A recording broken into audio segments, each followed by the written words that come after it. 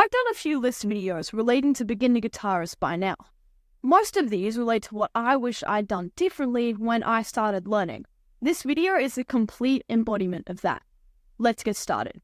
1. Vibrato. Everyone knows how essential feel is when you play. Truly emphasize those notes in a way that it feels like you're just speaking, but through the guitar. Now, this is really hard to get right, and for most guitarists, it takes a few years before they really get their feel down. But there's a reason for that. Most people start learning vibrato way later than they should. Now, there are plenty of other things that make up feel, such as legato, hammer-ons, pull-offs, slides, etc. And I definitely recommend to practice all of these as early on as possible. No one wants to hear robotic playing, and no one wants to play robotic playing either. So how do you practice these techniques, and how do you practice your feel? Well, I'm sure there might be more efficient methods, but if you want to combine your practice with something that's actually fun, then there's nothing I recommend more than improvising over backing tracks, which does also help with your improvisation. And there are a few ways you can do this. For one, you can just look up emotion in key backing track on YouTube, such as sad backing track in E minor, and just improvise over those. Or you could make your own with a looping pedal, which can be quite difficult and requires pretty good timing, and obviously a looping pedal, so I don't recommend it as much. Or if you have Rocksmith 2014 Remaster, which now that it's discontinued you can pirate it for free, then I would recommend using the session mode tool, as it creates backing tracks on the go relating to what you're playing, assuming you're in the right key. Now, you can also learn solos and try to get your feel up that way, but I feel like it's always more efficient when you're the one coming up with what you're playing. Anyway, let's move on to our second neglected essential: scales that aren't the pentatonic. Now, most people, when they first learn their scales, just stick to the pentatonic box. But usually, after a while, they start to break out of these patterns and play more interesting things all over the neck. But anyway, what most guitarists don't learn are some more advanced scales than just the pentatonic, the minor harmonic, modes, and even just the basic major and minor, which a lot of people do learn, but they probably don't practice them.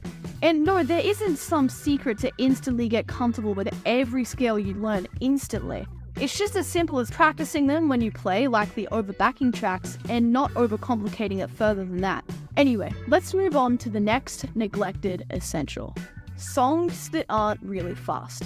Now, this might sound confusing as I say it, so let me try to explain what I mean. You shouldn't be glorifying speed over every other aspect on guitar. Think about the hardest guitarists on the planet. Neon by John Mayer and Snow by the Red Hot Chili Peppers come to mind. And neither of these are really shreddy, and more importantly, they're both good guitar parts that make up genuinely loved songs. And that's not to say shredding is bad at all. It's just that there are many other aspects of learning that I would definitely prioritize over it. Making sure that my posture and technique are optimal, etc. Think of Kurt Cobain, one of the most iconic guitarists of all time, who's apparently written what is the most iconic song ever. He didn't shred in his songs at all, and he kept his guitar parts to what were actually good for the music he was playing. So whilst I'm not against learning some faster stuff and try to speed up your guitar playing, just make sure it still sounds good and that it doesn't come at the expense of your technique. And honestly, there's not a lot more to say here, so let's just move on to our next neglected essential: timing. Musicus Win said it best, so let me try to quote what he said as best as I can remember. You can write really complicated and intricate guitar bits, but if the timing is off, it'll just sound like a mess. But you can write really simple, easy guitar riffs, and if the timing's good, then it'll sound way better. And this is very true. Poor timing, no matter what you're playing, will make it sound bad. And that's why it's so essential to get it down. I mentioned this in a previous video. So if you want to improve your timing, there are two main ways that you can do so. 1. Playing along with songs and backing tracks. And 2. Playing with a metronome. And whilst number 2 can probably be a bit more efficient, as a general rule I would recommend number 1 to most people because it should still help you with your timing and it's definitely more fun, at least to me. Now this is another one where there's really not a lot more to say, so let's move on to the final point. And I'm actually not going to tell you what this is, I want you to guess. So listen to any Nirvana song, or think of a handful of Deftones songs, or Seven Nation Army, or Song 2 by Blur. What do they all have in common?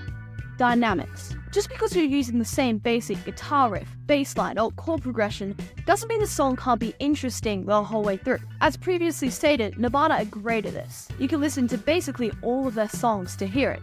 So if you don't know what dynamics are, it's pretty simple. It's basically just going from quiet to loud to keep things interesting. If that still doesn't make sense, listen to Smells Like Teen Spirit and you'll know what I mean. Anyway, I can't really overstate just how big an impact dynamics make on the music you're playing. Imagine if Smells Like Teen Spirit had a quiet chorus and the instrumentation stayed the same. Not only would it be boring, it wouldn't be nearly as catchy and therefore nowhere near as popular. Even songs like Something on the Way that don't have a loud chorus still use dynamics by bringing in the drums and the strongest melody for the chorus. And yeah, whilst you don't need to use dynamics in all of your songs, it's just a tool you should know how to use and be aware of. Anyway, that's all. I hope this video helped you. Have a great day.